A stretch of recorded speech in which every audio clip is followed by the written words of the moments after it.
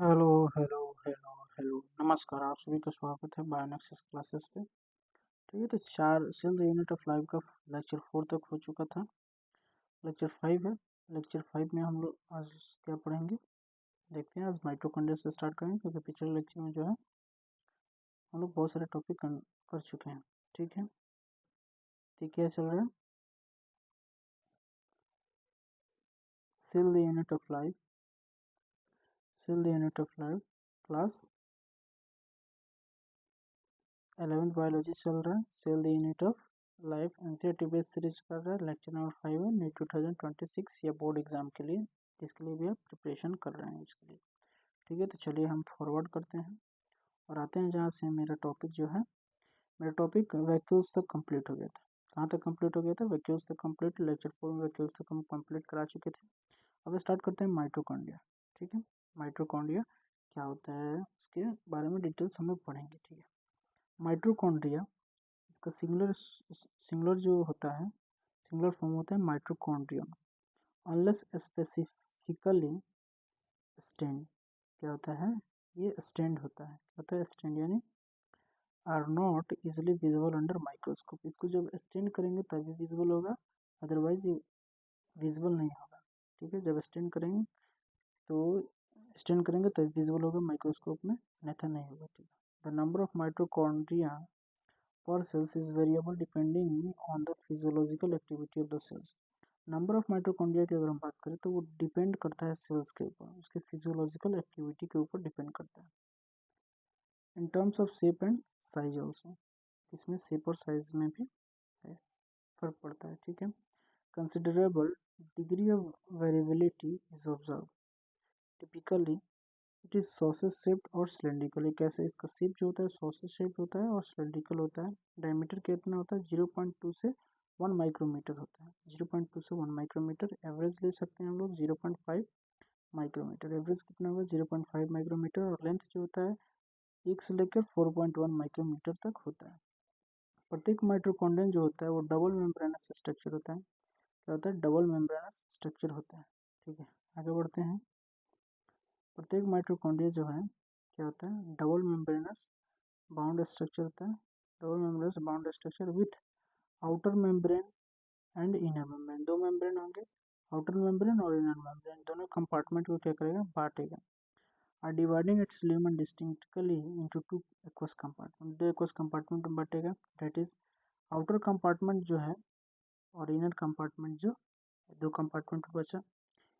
Inner compartment is filled with a dense homogeneous substance called matrix। जो inner parts है वो dense homogeneous substance से field होता है, जिसे हम बोलते हैं मैट्रिक्स बोलते हैं। The outer membrane forms the continuous limiting boundaries of the organ. Outer layer जो है वो लिमिटिंग बाउंड्री क्या करता है? कंटिन्यूस लिमिटिंग बाउंड्री फॉर्म करता है। The inner membrane forms a number of infolding called cisternae, cristae, या हम सिंगल बोल सकते हैं क्रिस्टा, क्रिस्टेई या क्रिस्टा।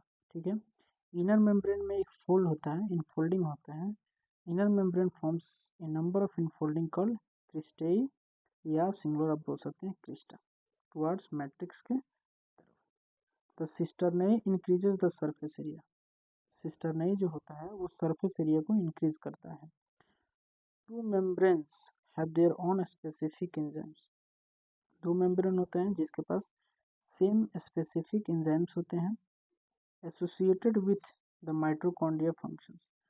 किससे एसोसिएट होते हैं? माइटोकॉन्ड्रियल फंक्शन से एसोसिएट होते हैं। Mitochondria are the sites of aerobic respiration. Aerobic respiration question है, एरोबिक रेस्पिरेशन कहाँ होता है? तो माइटोकॉन्ड्रिया में एरोबिक रेस्पिरेशन होता है। They produce cellular energy. क्या प्रोड्यूस करता है? They produce cellular energy in form of ATP. किस फॉर्म में सेलुलर एनर्जी प्रोवाइड करता है? एटीपी के फॉर्म में प्रोवाइड करता है, adenosine triphosphate. Hence they are called power house of the cells. इसीलिए माइटोकॉन्ड्रिया को हम क्या बोलते हैं? पावर हाउस ऑफ सेल बोलते हैं। ठीक है, the matrix also possesses single circular DNA molecules. Matrix में सिंगल सर्कुलर डीएनए मॉलिक्यूल्स भी होता है, कुछ आरएनए मॉलिक्यूल्स भी होते हैं, राइबोसोम्स भी होते हैं, जो कितने होते हैं? 70 होते हैं। And the components required for the synthesis of protein. और वैसे कंपोनेंट जो कि रिक्वायर्ड है किसके लिए? प्रोटीन सिंथेसिस के लिए the mitochondria divide by fission. Mitochondria कैसे डिवाइड होता है? तो फिजन से डिवाइड होता है माइटोकॉन्ड्रिया। ये फिगर देखते हैं माइटोकॉन्ड्रिया का फिगर देखते हैं। ये जो inner membrane forms number of infolding called cristae, ये आया 2021, 19 में, 15 में और 224 में। ये जो लाइन है, two membranes have their own specific enzymes, mitochondria is the site of aerobic respiration, 17 में आया हुआ है। और matrix also possesses single circular DNA molecules, कुछ आरएनए और राइबोसोम 17, ये 90 में आया हुआ है। चलिए फिगर देखते हैं माइटोकॉन्ड्रिया की फिगर की अगर हम बात करते हैं तो ये आउटर मेम्ब्रेन है, ठीक है।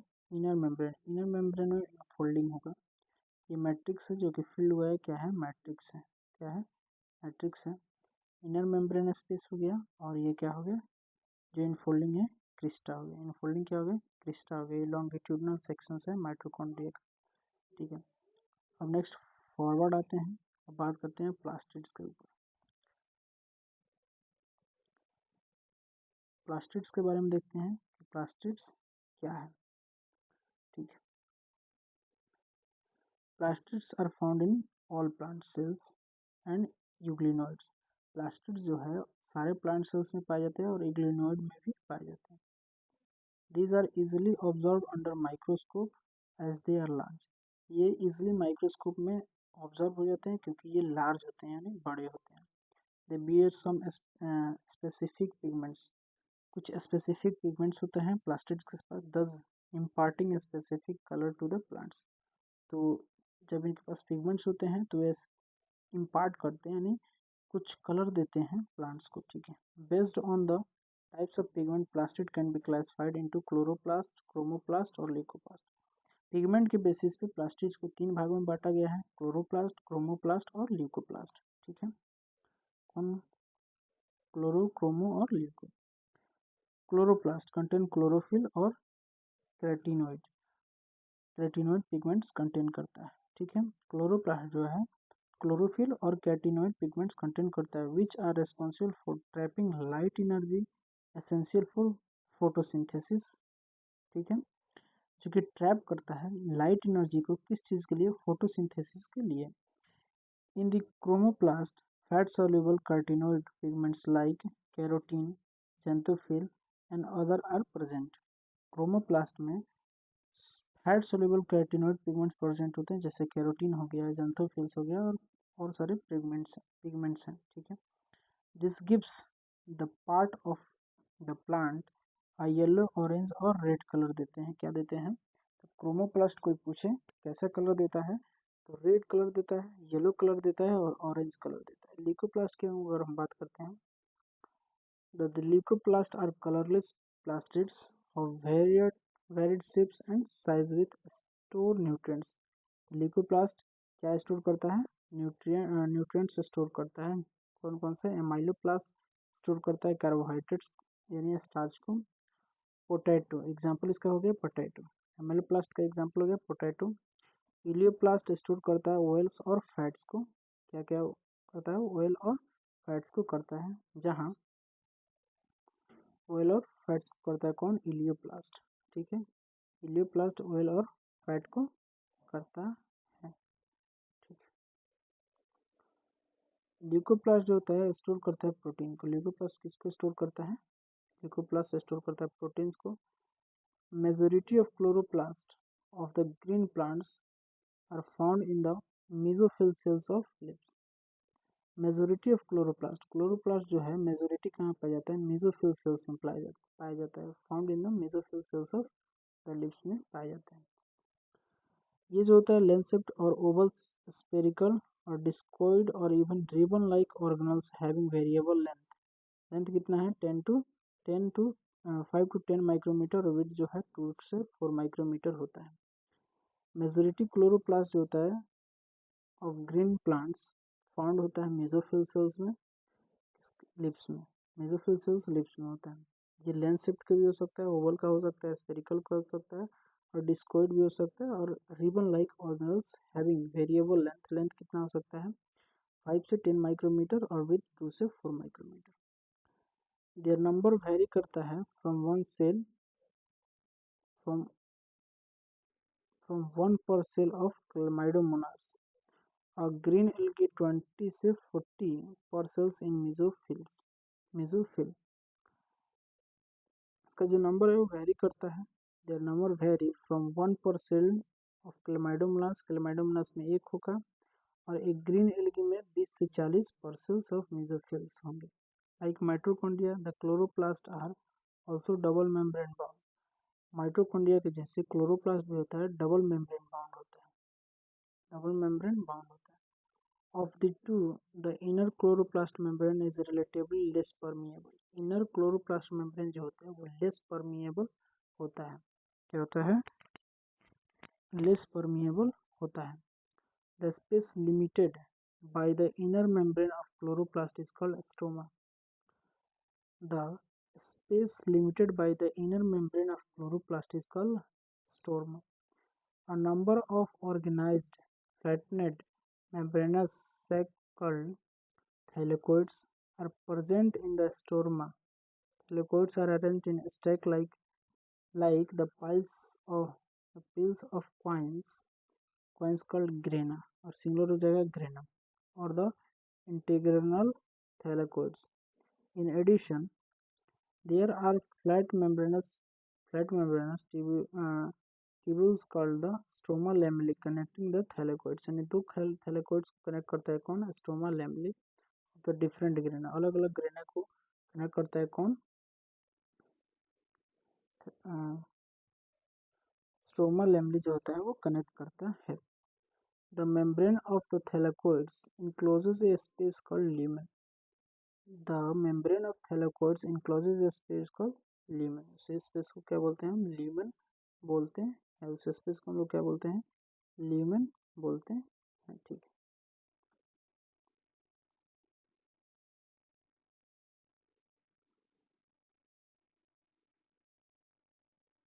The membrane of thylakoids encloses a space called lumen. The stroma of chloroplast contain enzymes required for synthesis of carbohydrates and proteins. Carbohydrates or proteins. It also contains a small double-strand circular DNA molecules and ribosome. Plastid जो है वो contain करता है double standard circular DNA और ribosome भी contain करता है। और जो मेम्ब्रेन है, the membrane of thylakoids enclose a space called lumen. ठीक है। द स्ट्रोमा ऑफ क्लोरोप्लास्ट, जो स्ट्रोमा है क्लोरोप्लास्ट के, वो कंटेन करता है एंजाइम्स जो कि रिक्वायर्ड होता है कार्बोहाइड्रेट के सिंथेसिस के लिए और प्रोटीन्स के लिए। और ये कंटेन करता है small double standard circular DNA molecules और राइबोसोम भी। Chlorophyll pigments are present in thylakoids. Chlorophyll pigments जो होता है वो प्रेजेंट होता है थैलेकोइड्स में। The ribosome of chloroplast are smaller 17s than the cytoplasmic ribosome 80s। Ribosome of chloroplast का जो राइबोसोम है वो स्मॉलर होता है 17s, और साइटोप्लाज्मिक राइबोसोम जो है वो 80s होता है।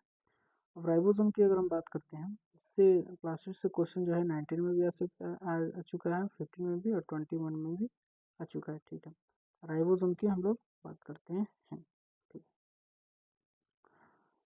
है। राइबोसोम की अगर हम बात करें, राइबोसोम प्रोटीन सिंथेसिस में मदद करता है।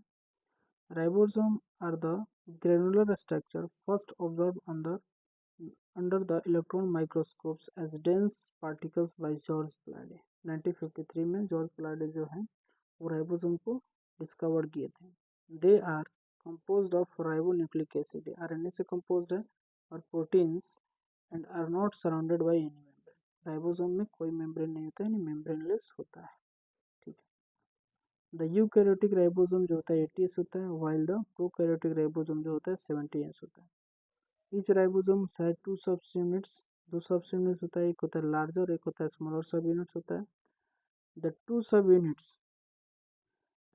Units of 80s ribosomes are 60s और 40s। जो 80s राइबोसोम जो है उसका जो सब यूनिट्स होता है 60s और 40s होता है, while that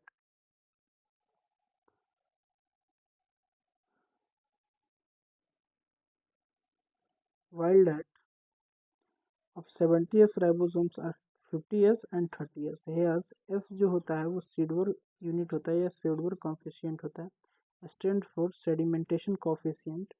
it is indirectly a measure of density and size. Indirectly measure करता है डेंसिटी को और साइज को। Both 70s and 80s ribosomes are composed of two subunits. 70s और 80s राइबोसोम जो होता है वो 2 सब यूनिट से बना होता है। ठीक है, आई यहाँ तक आप सभी का क्लियर होगा। ठीक है, तो ये जो है राइबोसोम का स्ट्रक्चर है। ये लार्ज सब यूनिट है और ये स्मॉल सब यूनिट्स है, दोनों आके एक जगह पर अटैच हो गए। तो अटैच हुए एमआरएनए पे अटैच होते हैं तो क्या करेंगे, प्रोटीन का सिंथेसिस कराएंगे। एमआरएनए पे बहुत सारे जब राइबोसोम एक एमआरएनए पे आते हैं तो उसे बोलते हैं पॉलीसोम या पॉलीराइबोसोम बोलते हैं। ठीक है, हम आपको स्ट्रक्चर दिखाते हैं किसका, प्लास्टिड्स का। प्लास्टिड का स्ट्रक्चर दिखाते हैं। प्लास्टिड का स्ट्रक्चर ये स्ट्रोमा है। स्ट्रोमा में जो थैलाकोइड्स को अरेंज किया है कौन, स्ट्रोमा लेमली जो है वो कनेक्ट किया है डिफरेंट ग्रेना को। क्या किया है, डिफरेंट ग्रेना को क्या किया है, अटैच किया है। ये हो गया आपका ये हो गया आपका स्ट्रोमा, ये हो गया आपका स्ट्रोमा। ठीक है, स्ट्रोमा हो गया। और ये जो है आपका थैलाकोइड्स है और 2 थैलाकोइड्स को जो है अटैच किया है कौन सा, स्ट्रोमा लेमली। स्ट्रोमा लेमली जो होता है डिफरेंट ग्रेना को भी अटैच किया हुआ है, डिफरेंट ग्रेना को भी अटैच किया हुआ है। थैलाकोइड जो होता है वो ग्रेना को जैसे पाइल्स ऑफ पाइल्स एक दूसरे पे हम रखते हैं, वैसे ही जब एक दूसरे पे हम ग्रेना को रखेंगे तो क्या बन जाता है, थैलाकोइड्स बन जाता है। ठीक है, ये आउटर मेम्ब्रेन हो गया प्लास्टिड्स का और ये इनर मेम्ब्रेन हो गया। ठीक है, ये थैलाकोइड्स हो गया।